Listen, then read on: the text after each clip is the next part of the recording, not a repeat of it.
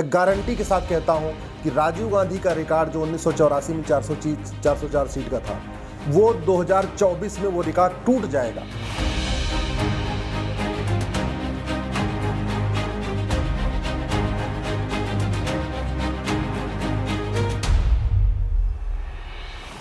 कहते हैं रिकॉर्ड बनते ही टूटने के लिए है, और इसलिए कभी भी किसी भी रिकॉर्ड को ये ना माने कि वो टूटेगा नहीं।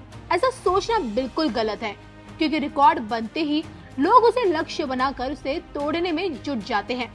अब बहुत जल्द भारतीय राजनीति में दशकों पुराना रिकॉर्ड टूटने जा रहा है। इस बार कांग्रेसियों का ऐतिहासिक रिकॉर्ड कोई और नहीं बल्कि देश के प्रधानमंत्री नरेंद्र मोदी ही तोड़ेंगे, और इस बात की भविष्यवाणी पेशे से सुप्रीम कोर्ट के वकील और बीजेपी नेता अश्विनी उपाध्याय ने की है। भारत को आजाद हुए 76 साल पूरे हो चुके हैं, और इन 76 सालों में देश की राजनीति में कई उतार चढ़ाव देखे गए। कितनी ही सरकारें आईं और गईं, लेकिन मौजूदा सत्ताधारी मोदी सरकार भारतीय राजनीति में अपनी एक खास पहचान बनाने में कामयाब रही, और बैक टू बैक बहुमत के साथ केंद्र में सरकार बनाकर बीजेपी ने देश से कांग्रेसियों का सफाया कर दिया। और अब बीजेपी की नजर कांग्रेसियों के 1984 वाले रिकॉर्ड पर है।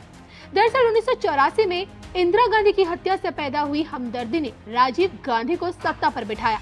जीत के सारे रिकॉर्ड तोड़कर कांग्रेस 401 सीटों के साथ सरकार बनाने में कामयाब रही थी, और आज कांग्रेसियों का यही रिकॉर्ड पीएम मोदी तोड़ने की फिराक में है।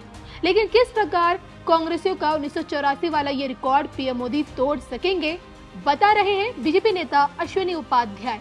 आप भी देखिए। और ये मैं कमरे में बैठ के नहीं कह रहा हूं, पूरे देश भर में घूमने की बात कह रहा हूं। इस साल मैं अब तक 80 जिलों में जा चुका हूं। टारगेट मेरा 100 जिलों का है इस साल।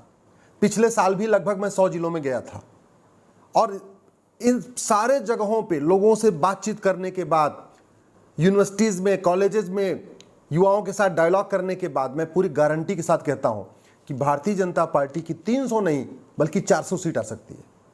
300 सीट तो जितना विकास हुआ है उस विकास के दम पे आ जाएगा, लेकिन अगर सरकार कुछ कानून बना दे तो 400 सीट आएगी।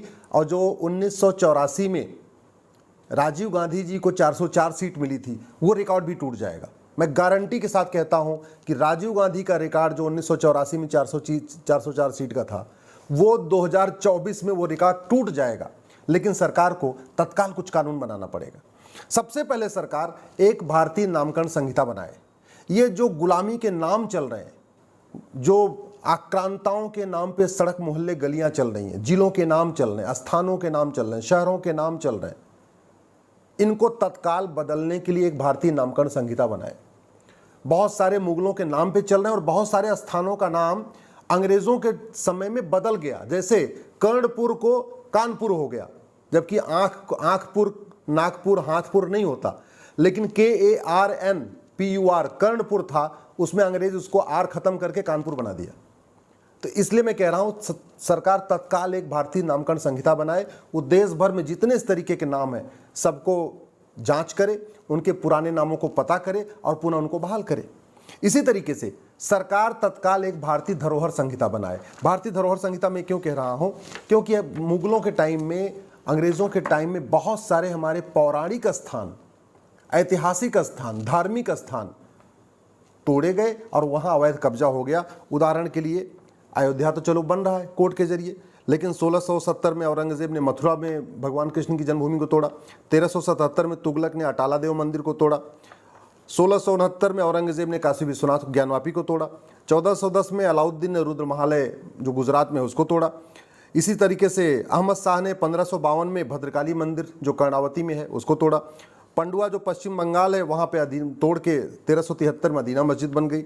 इसी तरीके से विदिशा में 1658 में औरंगजेब ने वीजा मंडल मंदिर बना दिया, मंदिर को तोड़ के।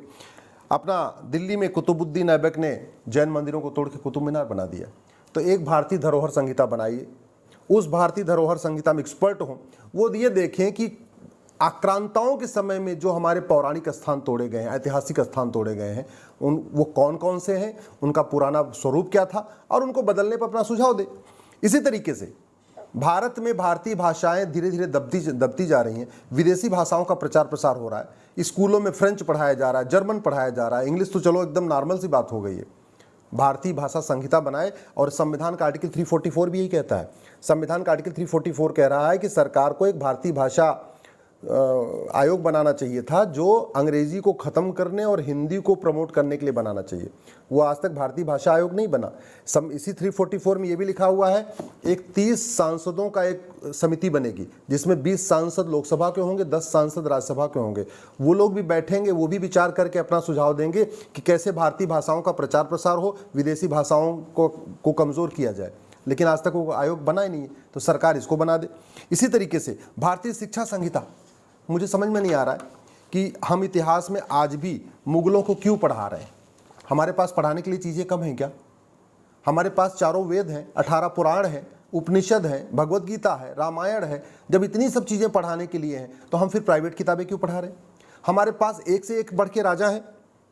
राजा पृथु, धुंधुमार, मांधाता, भरत, असित, सगर, अंशुमान, दिलीप, भगीरथ, रघु, ऐसे एक से बढ़कर एक राजा है। फिर हम ये आक्रांताओं को क्यों पढ़ा रहे हैं? तो इसलिए कह रहा हूँ, एक भारतीय शिक्षा संहिता सरकार तत्काल बनाए और वैदिक शिक्षा, प्राइमरी में वैदिक शिक्षा और गुरुकुल शिक्षा व्यवस्था लागू करे। आप देखिए, गारंटी के साथ 404 सीट आएगी। 404 नहीं बल्कि 410 सीट आएगी। 100% राजीव गांधी का रिकॉर्ड टूटेगा। सरकार भारतीय दंड संहिता जो भी खत्म करने के लिए बिल लाई है, लेकिन उसको ऐसे करे कि भ्रष्टाचार अपराध के सभी कानूनों को मिला के एक कानून बना दे। ये घूसखोरी, जमाखोरी, मिलावटखोरी, कालाबाजारी, नशा तस्करी, मानव तस्करी के जो अलग अलग कानून अभी भी चल रहा है, इसको सबको मर्ज करे, one nation one penal code, यानी भारतीय दंड संहिता बना दे।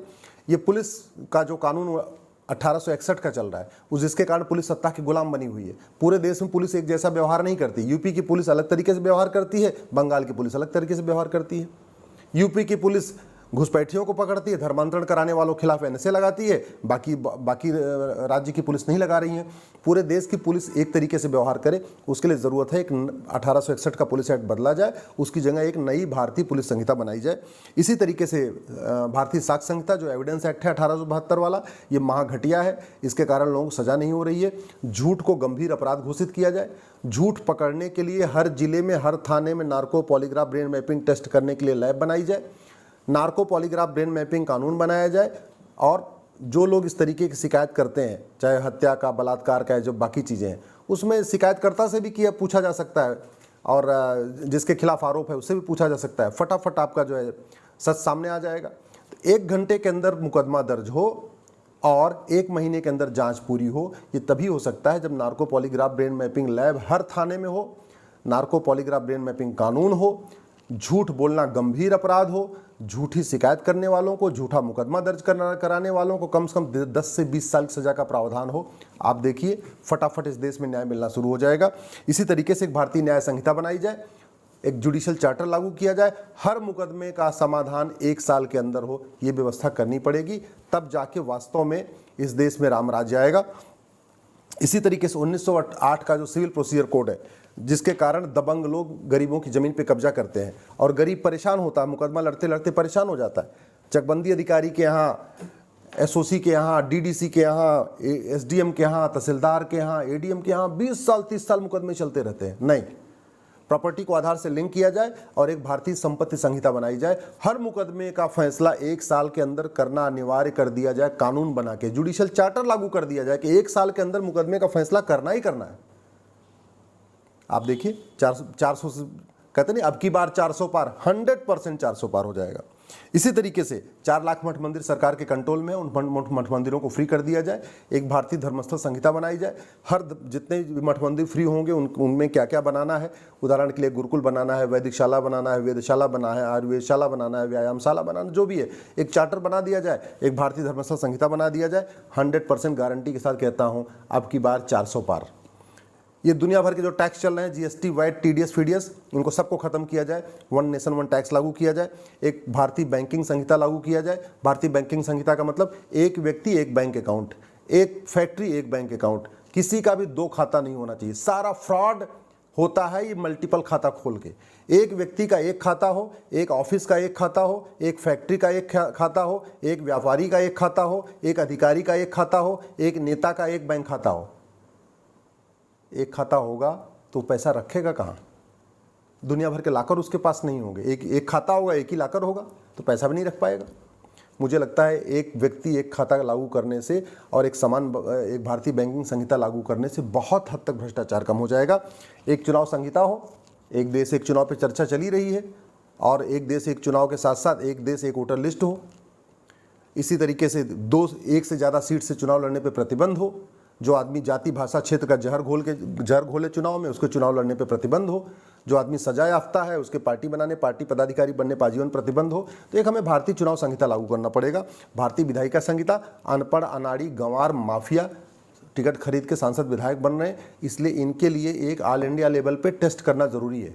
जैसे टीचर्स का टीचर एलिजिबिलिटी टेस्ट होता है, बैंक में जाने के लिए आपका पीओ का टेस्ट होता है, आईएएस बनने के लिए आईएएस का टेस्ट होता है, ऐसे ऑल इंडिया लेवल पे जैसे आईएएस है ना, इंडियन एडमिनिस्ट्रेटिव सर्विसेज, ऐसे आईएलएस होना चाहिए, इंडियन लेजिस्लेटिव सर्विसेज। और इस पर एक नियम कानून बनाना पड़ेगा। इसी तरीके से भारत के नागरिक कौन होंगे, जो नागरिक होंगे उनको क्या क्या फॉलो करना है, उसके लिए एक नागरिकता संहिता बनाई जाए। भारतीय कर्तव्य संहिता, फंडामेंटल ड्यूटी है, लेकिन फंडामेंटल ड्यूटी जो फॉलो नहीं करते उनके लिए कोई कानून नहीं है, कोई अपराध नहीं है, उसके लिए एक भारतीय कर्तव्य संहिता। छोटा परिवार सुखी परिवार होता है, हम दो हमारे दो सबके लिए लागू हो, इसलिए एक भारतीय परिवार संहिता। इसी तरीके से अश्लीलता फैलती जा रही है, अश्लीलता को कंट्रोल करने के लिए एक भारतीय संस्कार संहिता। और बिजनेस व्यापार जो आज छूट मिली कि आदमी कुछ भी कर सकता है, शराब की फैक्ट्री खोल सकता है, हुक्का बार खोल सकता है, बियर बार खोल सकता है, नहीं, इस पे कंट्रोल करने के लिए भारतीय व्यापार संहिता। मैं गारंटी के साथ कहता हूँ अब की बार 400 पार हो जाएगा। लेकिन ये 20 सूत्री कार्यक्रम जो मैंने आपके सामने रखा है, ये सरकार को लागू करना पड़ेगा। अभी लागू करने का समय तो नहीं है, लेकिन कम से कम अपने मैनिफेस्टो में लेना पड़ेगा। इसके लिए पब्लिकली अनाउंस करना पड़ेगा कि भैया हमको आपकी बार 400 सीट दो, मैं ये 20 सूत्री कार्यक्रम लागू करूंगा। मैं गारंटी के साथ कहता हूं, इस बार जनता जाति के आधार पर वोट नहीं करेगी, भाषा के आधार पर वोट नहीं करेगी, क्षेत्र के आधार पर वोट नहीं करेगी, कैंडिडेट का चेहरा नहीं देखेगी, केवल मैनिफेस्टो देखेगी। और मैनिफेस्टो के आधार पर आपकी बार मोदी जी को 400 सीट देगी। जो राजीव गांधी जी को 404 दिया था, उसका भी रिकॉर्ड तोड़ के देगी।